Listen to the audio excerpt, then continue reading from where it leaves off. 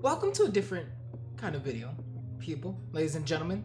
Usually, you expect the gameplay, but I wanted to give my take on the ring, or my hat in the ring, there you go, that's the expression, of the whole DLC coming out, Nick Cage specifically, and what I think he's going to be bringing to the game, hopefully. And I have a very special guest, someone who actually put me onto Dead by Daylight. You were on Dead by Daylight before me.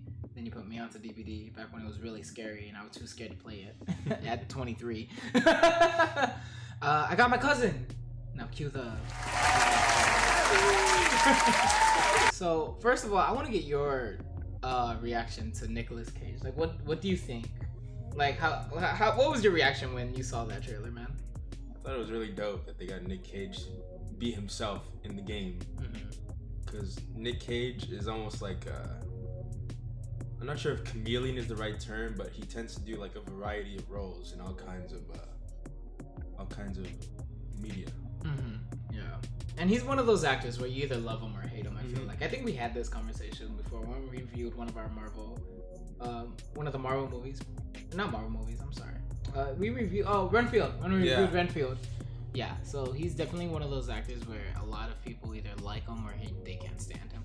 But I want to also talk about what Nick Cage could possibly bring to the game. And I think this is where I don't see a lot of people actually talking about it, and it's interesting because my immediate thought when I first saw that trailer and I heard him narrate like all these things, like describe himself and like what it means to be in the entity's realm now, is, are we getting voice lines finally in the game? So the thing about this game, it's really weird and strange, is because obviously, one, there's no comms. There's no natural comms that you could just talk to. You can't talk shit about the killer can't hear you or talk about you in the game and stuff. The only way you could talk to people is through, other sources like Discord and stuff. So to have voice lines in the game when Nick Cage drops or around the time afterwards, I'm not sure how would that affect the game. Like, would it break it? Because voice lines, if you think about it, aren't really that new. They're more for like a not an aesthetic type of thing, but it's like for fun. Like when I think Ash was probably the first person to have like a voice line in the lobby, and then Pinhead came out with his infamous ones, and then they removed it and then he put it back. Wesker like straight up has dialogue. Like he talks a lot throughout the trial. I noticed when I was playing one time that Trickster has him too. Yeah, Trickster. Oh yeah, so before Wesker, Trickster has some. The twins too. I don't know if you know this, but when the Thalita and Renato. Oh, those twins. Yeah, the Brazilian twins. When they oh, you're thinking of the killing. Yeah. No. When they load up in a lobby together, they talk to each other. Yeah. So they have some sort of like base for like like a foundation for voice lines. But do you think, if Nick Cage comes to Dead by Daylight, do you think we'll get like an aesthetic type of voice line, or do you think they'll start like amping up the voice lines even a bit more with other characters? So what you mean is, if Nick Cage will have either voice lines in the lobby or in both the lobby and the game? Is that what you're asking? For both lobby and game. Like, would he be the first survivor to actually talk in the game, in the trial, during the trial? He could be. I mean, if you're gonna get Nick Cage, you might as well get him to talk, right? Because if otherwise, you're just gonna be his face, like just grunts of pain. I feel like that's such a waste of a of a license and a you're just getting this famous actor and you're just using him to be like, I would like the survivors to just like have like discussions while they're doing gens together. That would be cool. That would be really cool.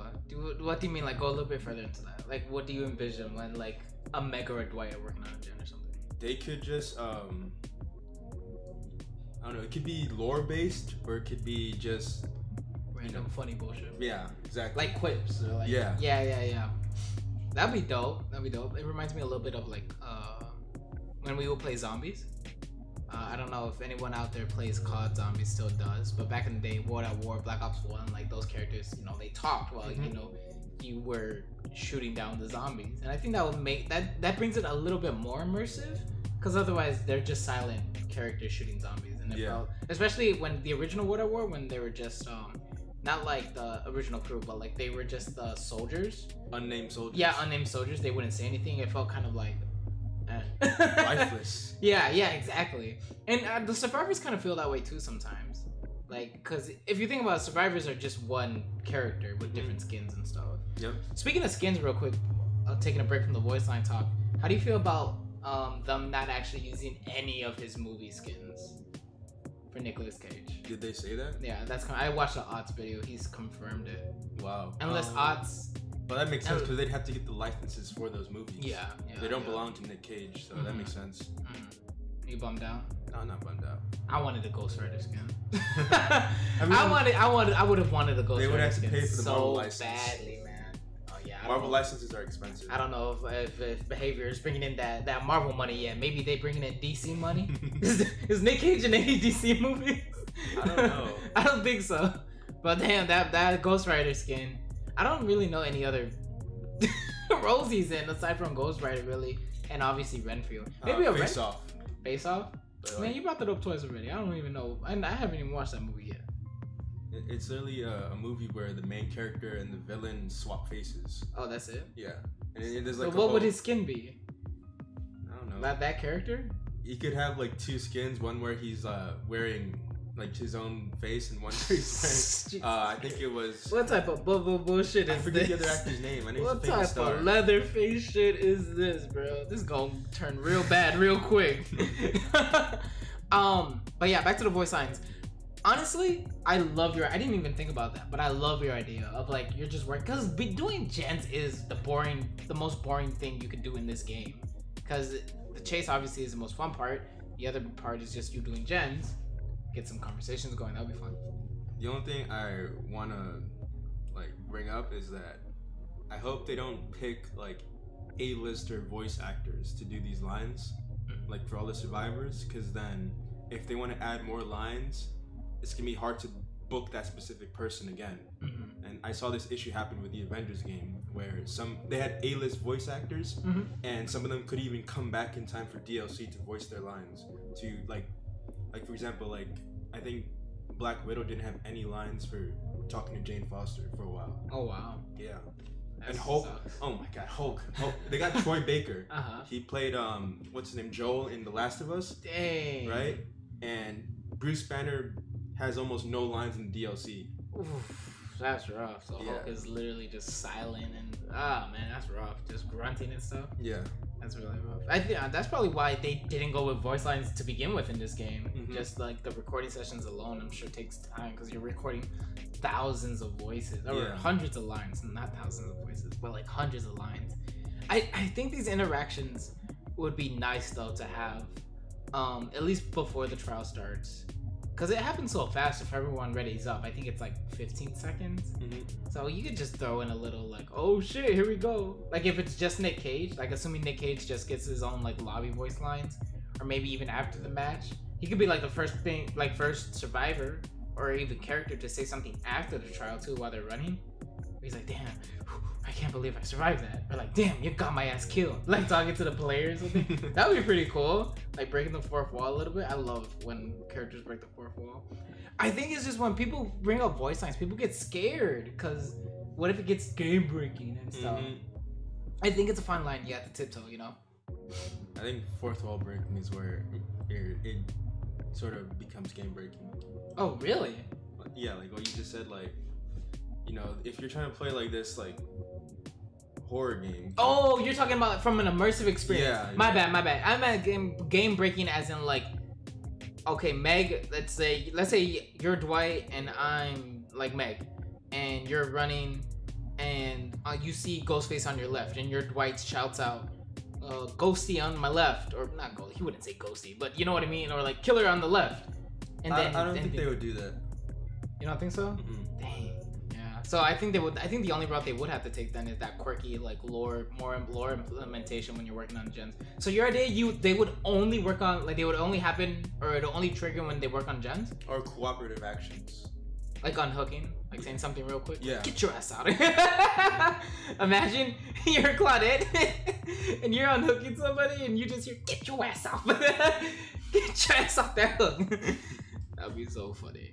Yeah, I don't know, man. I really want though, like just a little bit more boost to solo queue, just a little bit more extra boost where I hear like tap or no, is tap licensed? See, that's the problem. Tap is licensed. And that's the problem now, though. I think we're too deep where only certain characters I think will get voice interactions or lines, like the ones that are not licensed, because then they would have to get, you know, the likeliness of the licensed character to come back, and I don't think they'll do that. No, I don't think so. Really? Because they don't, like for example, Detective Tap, like he's a character from the Saw franchise, but they didn't have to like get a license from, I think it was Danny Glover, to use his likeness, because like he straight up doesn't look like Danny Glover. No, okay. So I guess for certain ones then. What about the is there any other movie ones that Laurie Strode doesn't look like what's her name? Okay. Gotcha. I feel you. Okay, so I mean, then there you go. Maybe Steve Harrington and Nancy. Ooh, yeah.